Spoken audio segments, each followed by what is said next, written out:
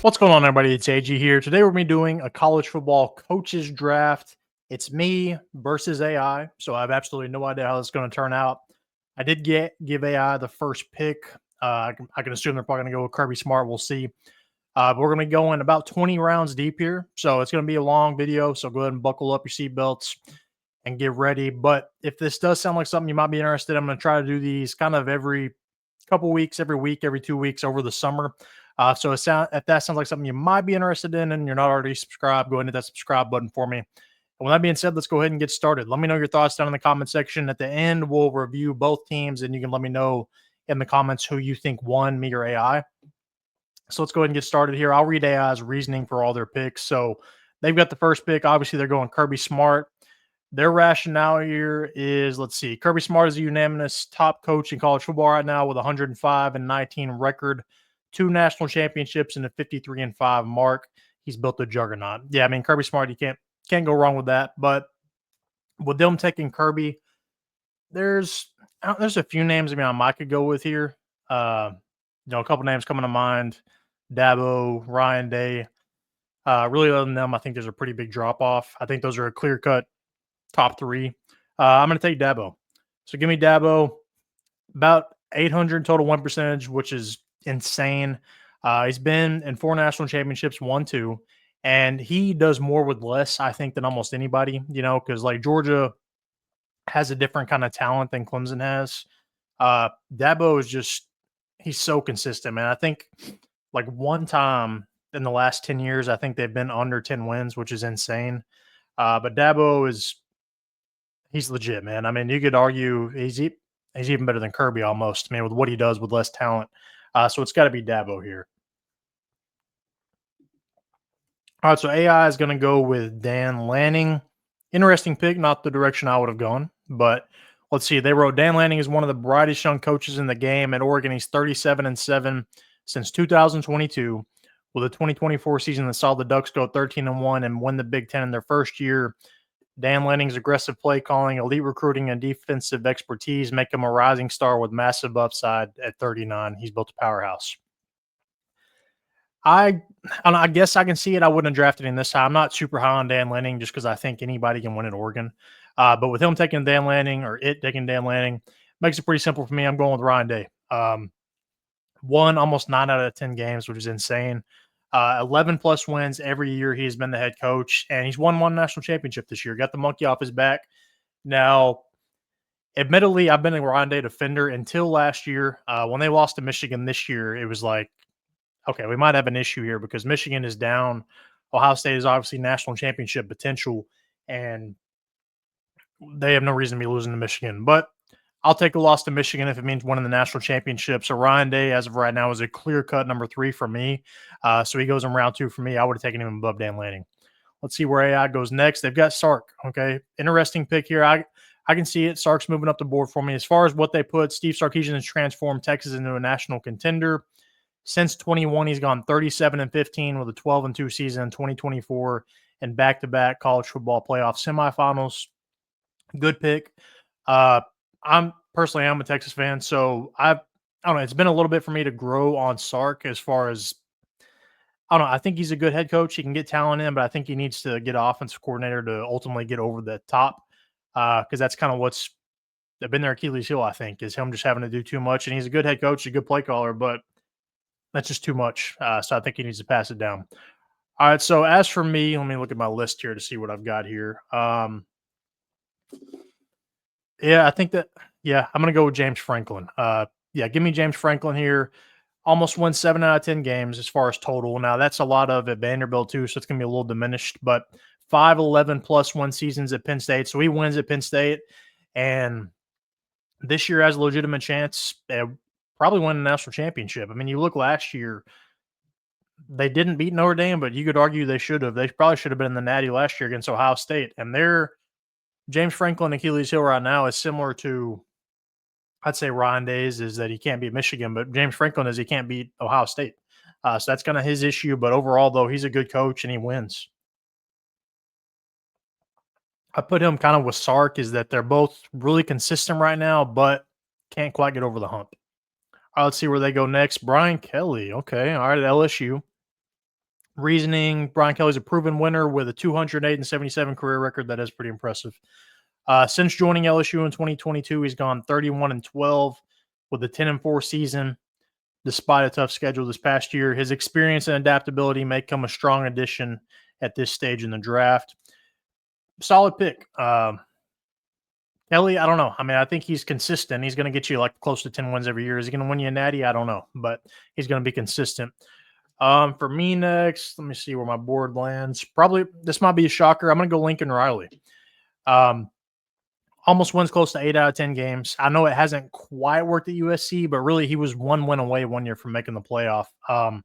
5 10+ win seasons, 3 college football playoff appearances. Now you could argue that was because of Bob Stoops' teams, but I think Lincoln's a pretty good head coach. I would take him out of everybody that has not been listed. I would even take him over some of those guys already listed. But I would, if I'm an AD hiring, I would bring in Lincoln Riley. I would take. It's worth the risk. He's made the playoff. He's proven he can get recruits. He's proven he can win. Give him some time in the Big Ten. I think they'll be all right. All right, so AI is going to go Kalen DeBoer in round 5. Kalen DeBoer kind of, I won't say the lust is completely worn off of him, but you backtrack a year, he was being wildly heralded as like the dude. Didn't quite go as planned year 1 at Alabama, so we'll see what he can do this time. But their rationale, he's quickly proven himself as a top-tier coach after going 25-3 at Washington, including a 2023 Natty title game run. Took over Alabama, went 9-4. 116-16 career record. All right, so that is pretty impressive there. As far as where the board lies here, trying to look at my board. Let's go. Yeah, we'll go Josh Heupel. Give me Josh Heupel.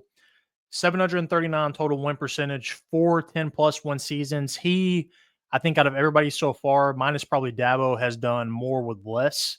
I guess maybe Kalen DeBoer at Washington, but Heupel wins very consistently in the SEC, which is the toughest conference, with probably lesser talent. Heupel's done a good job. He also won a lot of ball games at UCF. So I think Heupel's a rising star. I think Oklahoma really screwed up not hiring him on the last time when they hired Brent Venables. So I definitely went with Heupel, but Heupel, heck of a ball coach. Round 6, they're going to go Kiffin. That's probably a solid pick there. Kiffin, I'd say, is pretty consistent. Let's see. Their rationale with 37-15 record since 2020. Let's see. His experience in play calling edge make him a strong pick for a roster needing a spark. Kiffin's a solid coach. I don't think he's going to win you a national championship, but I think he is going to get you to about 10 wins every year, which is consistent enough. So that's a good pick. Here's where, I don't know, you've got the young coaches versus the guys that I would say are underrated. And I'm curious to see the further we move in this draft, because again, we're going 20 rounds here. I'm curious to see how AI does some of the guys that I would consider sleepers and underrated. Like, does AI recognize that? Will they pick them? We'll see. But I'm going to go Mike Gundy. Give me Gundy here. Disappointing year last year, but he wins with a lot less talent in the Big 12. Wins 6.5 out of 10 games. Pretty consistent. 8 10+ win seasons, 18 winning seasons at Oklahoma State. It's pretty tough to do. Gundy's a heck of a coach, man. If I was hiring, there were some rumors, was it a couple years ago, like he might go to the SEC. It didn't happen, obviously. And I don't see him leaving Oklahoma State, but it was a down year this year. They were talented. I thought they'd be pretty good, but he wins with less talent all the time. He's got Oklahoma State to a point where they're almost every other year they're competing for a Big 12 championship at least, and that's pretty tough to do. All right, so they're going to go Kyle Whittingham next. Good pick. All right, let's see. Kyle Whittingham is a model of consistency with 171-92 records since 2005. At 65, Whittingham still has gas in the tank, making him a great value pick for a roster needing stability. His teams are tough, disciplined, and well-coached. Kyle Whittingham's a heck of a ball coach as well, similar with, like I said, probably all these guys. Here's where you get into, like I was saying, the young coaches versus the older coaches that have been around and done it a time or two that have been inconsistent. So that leaves for me, I'm trying to think where I could go here. I could go young, like Marcus Freeman's still on the table. I thought he did a good job in the playoff. He's kind of growing on me. Or I could go seasoned. Yeah, let's go with it. All right, let's go Kirk Ferentz. At Iowa, I mean, he's built a steady contender. I would compare him and Mike Gundy pretty consistently there. 204 and 124 record, pretty impressive at Iowa. Not the easiest place to win in the Big Ten. 8, 10+1 seasons. And again, you got to run through a gauntlet in the Big Ten. Kirk Ferentz is a heck of a head coach. I think he does a good job there. All right, they're going to go Chris Klieman. That's a little earlier than I would have picked him, but let's see. Chris Klieman has quietly built a winner at Kansas State with a 50-24 record since 19, with a 92-31 overall career record, including at North Dakota State. Klieman excels at player development and maximizing talent. He's perfect mid-round pick for a roster needing a steady hand. Klieman's a good head coach, but again, he's similar to a lot of guys. I don't think he's necessarily getting you over the hump. He's going to have you right at 8 wins, arguably every year, but I don't know. I don't know if I see that upside in him. Now, obviously, he was at the FCS level, but as far as Kansas State, I think they could be a little better than they are. I go and give me Jeff Brom next. Still, it's a still. I think that he's on the board by now. Give him time at Louisville. I think he's going to be considered a top 15 coach in the country, wildly heralded, probably top 10. He's won at Purdue, and that's a tough place to win. What he's doing at Louisville now is pretty impressive. Had them not quite in the playoff hunt last year, but they were pretty dang close. You look at their losses. 3 10+1 seasons, 7 8+1 seasons, and those are a lot at Purdue, which, again, is not an easy place to win. Jeff Brom, super underrated. I would argue probably are almost the most underrated. All right, round 9, they're going to go Matt Campbell. Matt Campbell has done remarkable work at Iowa State, posting a 61-51 record since 2016 in a tough Big 12. Campbell's ability to develop talent and build competitive teams with modest recruiting classes make him a gem. At 45, he's a coach who could take the next step with a bigger program. He's been on a lot of radars. You know, you'll see him always pop up when coaching hires are happening, you know, in the coaching carousel. So, solid pick. Let's see here.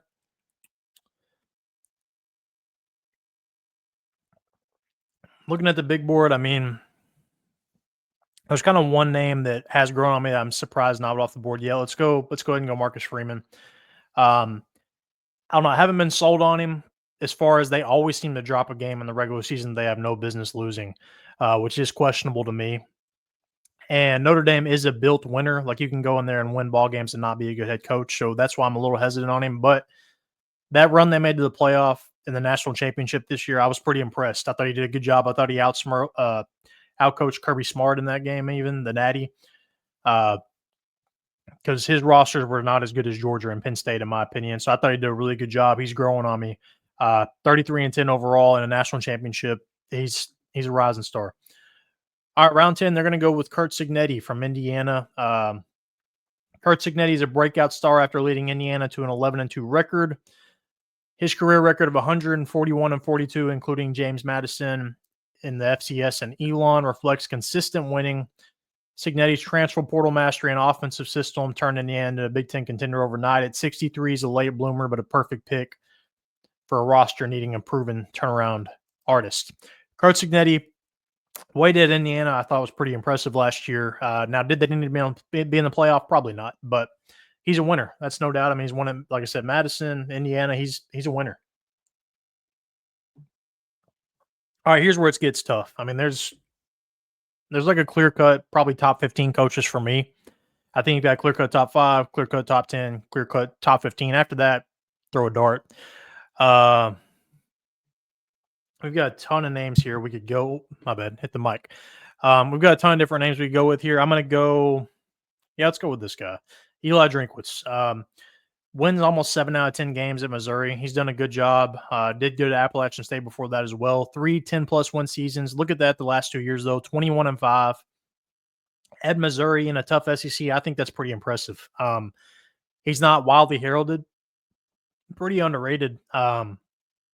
But Missouri, it's not like he's going 21-5 at Alabama or Georgia. I mean, or Florida. I mean, he's having to work there. He's having to work in Missouri. I think he's pretty underrated. Like I say, he's a good coach.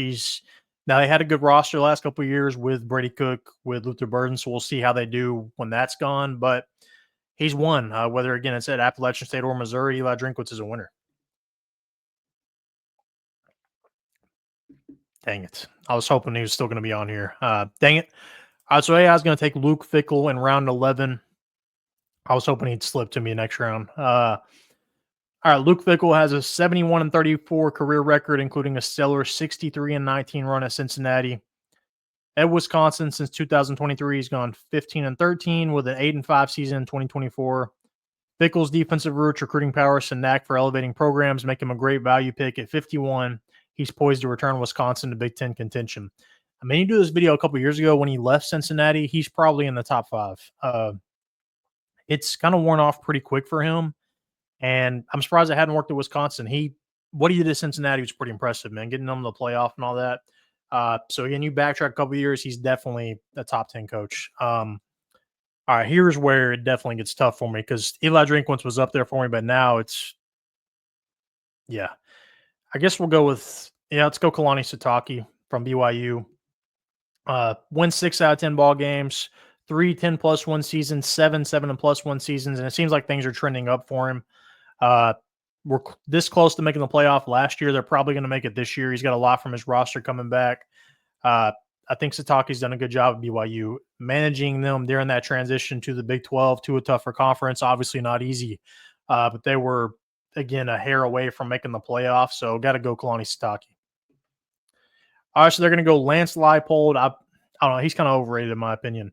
But Lance Leipold has worked miracles at Kansas, turning a perennial doormat into a contender with a 23-17 record.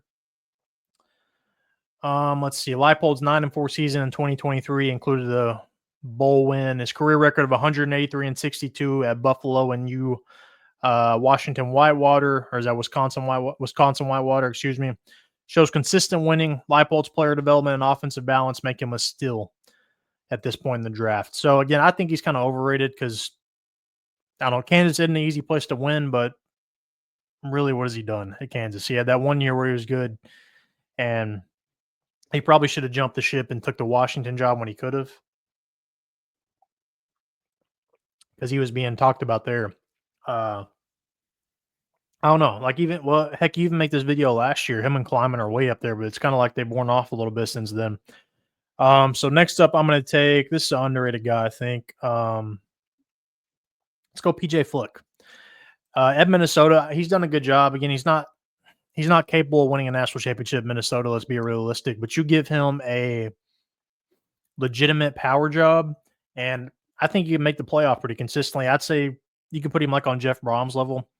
I would say probably, but I think he's still in round 12. 2 11+1 seasons. Now that's at Western Michigan, but still, I think he's like the winningest coach in Minnesota coaching history. 7 8+1 seasons. What he's done at Minnesota is pretty impressive, man.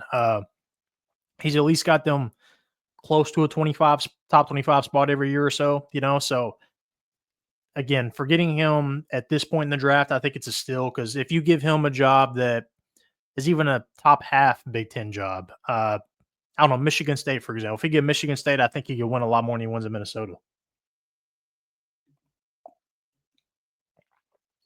Dang it. All right, this is my other dude. Round 13, they take Dave Doeren. Dave Doeren, this is a good pick right here. Dave Doeren's an awesome coach. Kind of similar to Fleck. What he does at NC State, pretty impressive. Dave Doeren has quietly built a strong program at NC State with a 90-61 record since 2013. His career record and ability to compete in the ACC with top 25 finishes make him a dependable pick. His player development and defensive schemes add depth to any roster. Good pick right here, Dave Doeren. Another one that's pretty slept on. He's one I thought I could steal a little later, but great, awesome pick here for AI. Let's see, round 4. I'm still in round 13. My bad. Let's go with this guy. Let's go Rhett Lashley. At SMU, he's done a good job. What he's done the last couple of years, getting them the playoff in his first year in the ACC is pretty freaking impressive. Won 7 out of 10 ball games, 2 11+1 seasons, and kind of an up-and-comer. We'll see if he sticks around at SMU. I think he will, because with NIL, SMU can get a lot of money.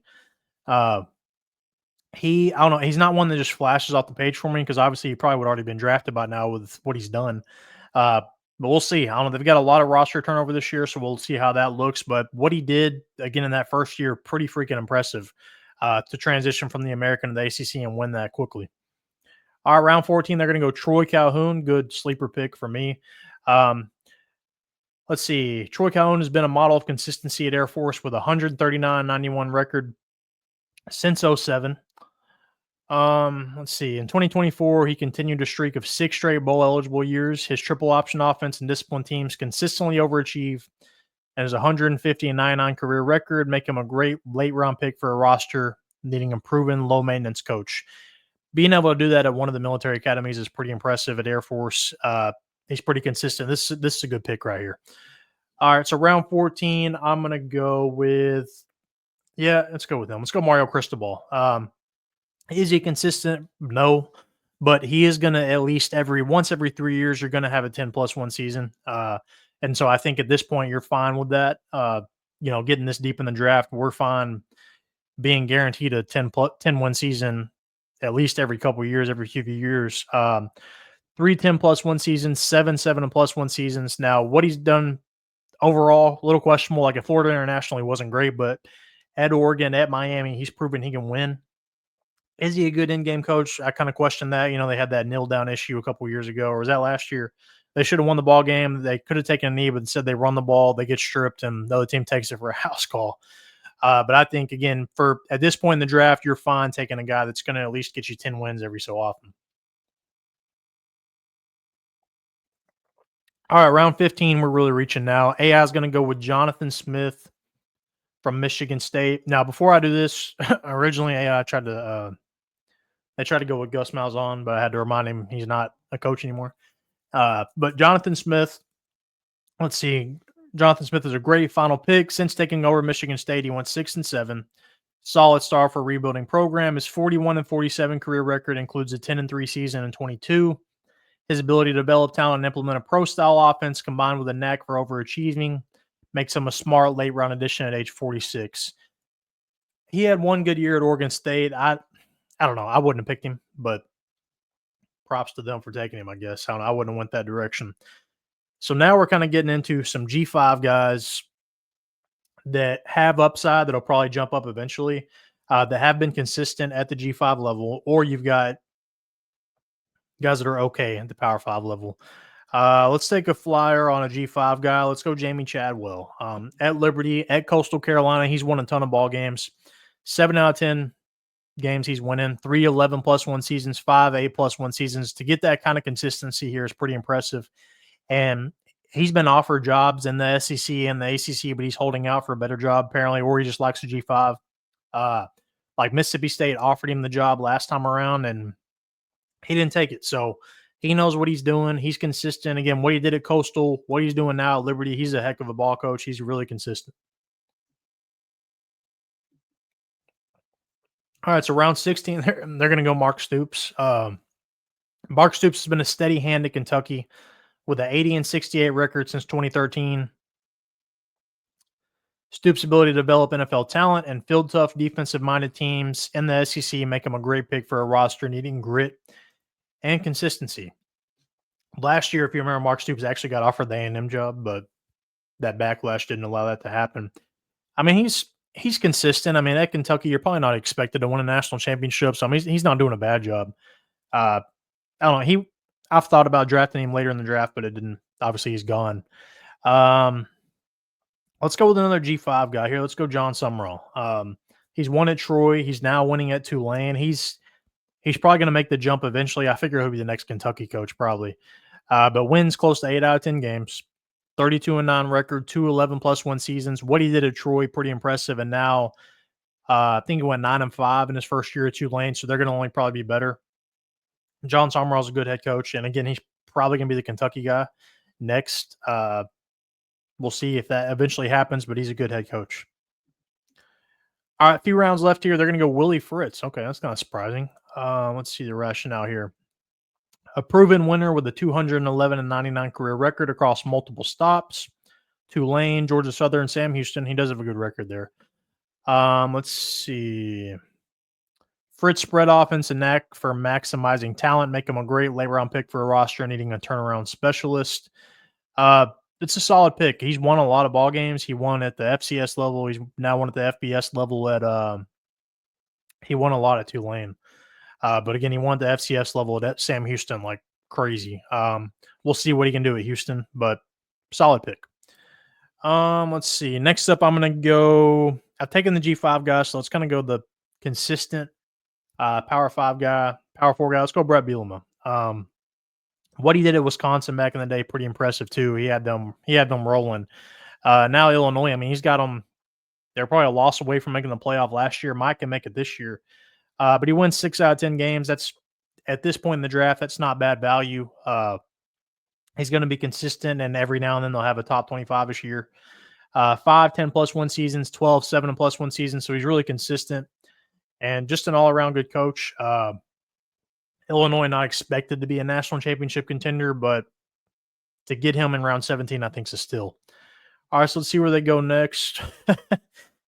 Brent Venables. I think I won the draft after this one, but let's see. They say Brent Venables, after a rocky first year, he had a strong bounce back season and has the pedigree as a defensive mastermind with deep recruiting ties. He's positioning Oklahoma well in the SEC move. I don't know. I haven't been sold on him. I don't think he's done a great job. Heck of a DC at Clemson, but as a head coach, no. Oklahoma should be a lot better than that. They screwed up giving him the extension, I think. All right, so round 18, let's go. Let's take a flyer here. Yeah, let's do it. Let's go Rich Rod. Rich Rodriguez coming back to West Virginia from Jacksonville State. Won a lot there. Won a lot 20 years ago, too. At West Virginia. Took the Michigan job, and things just didn't work out. It was also, I think, at Arizona at some point within there, but he's good. He's a winner. 4 10+1 seasons, 11 8+1 seasons, and finding somebody at this point in the draft that has that many winning seasons is tough to do in its own right. So Rich Rodriguez at least offers you some upside. Like if you want to hire him at the G5 level, he's going to have you in the contention for that G5 spot. If you hire him at the Power 4 level, I mean, he's offering you some upside as well if he can somehow get back to what he was 20 years ago. So I think this is still at this point in the draft.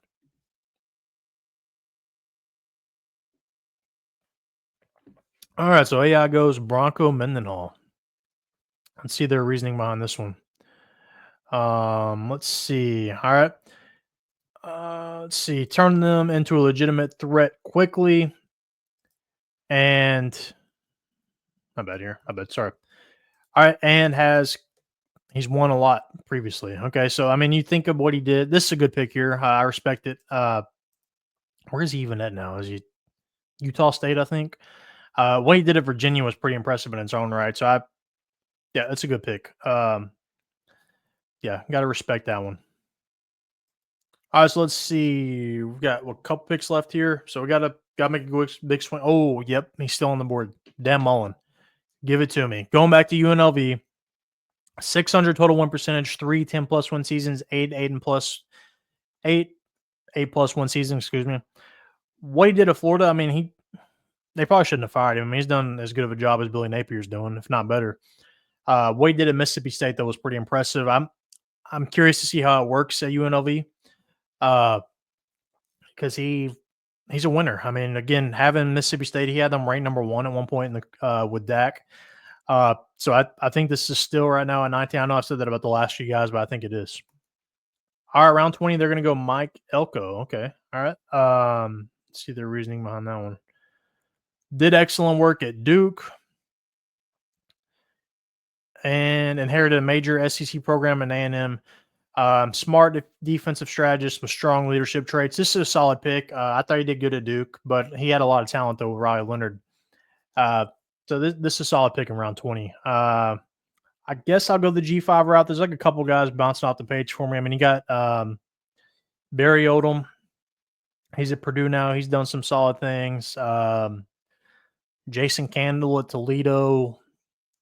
Let's see. What Fresno State? Is that Tedford? I think's his name. He's pretty consistent. Let's go Jason Candle, though.